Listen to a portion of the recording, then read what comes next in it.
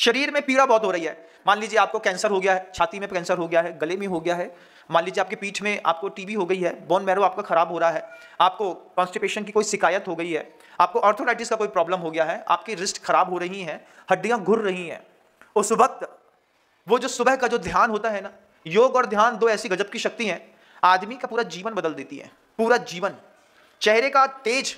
आदमी सिर्फ ध्यान करके इतना बढ़ा लेता है कि जितना आप फेशियल करा करके भी नहीं लगा सकते। सबसे पहले सुबह उठ करके ओम का उच्चारण करते हुए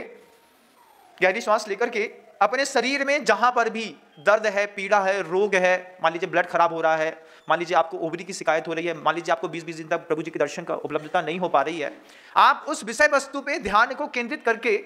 ओम बोलने की प्रयास करिए। सिर्फ 24 मिनट का खेल है, ओनली 24 मिनट्स। पहले आप अपने शरीर की स्वस्थता का चिंतन कर लें,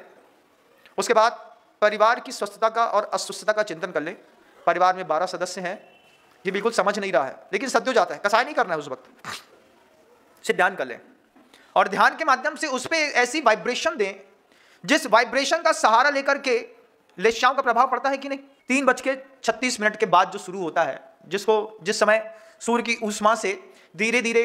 वातावरण बदलने लगता है, ये वो समय है जिस समय योगियों के द्वारा कहा गया ओकारम बिंदु संयुक्तम नित्यम ध्यायन्ति योगिनः। उस वक्त ध्यान की मुद्रा में ऐसे खुले आसमान में या वातावरण में बैठ जाते हैं जिसमें वायु प्रॉपर एक सी आ रही हो, हल्की सी ऊष्मा, आपको हो सकता है ठंडक लग रही हो, लेकिन सूर्य का वो प्रभाव आना शुरू हो जाता है।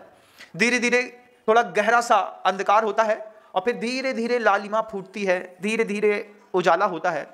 उस वक्त सूर्य के प्रकाश की जो 7 रंगें होती हैं, उन 7 रंगों से 2 कमाल होते हैं।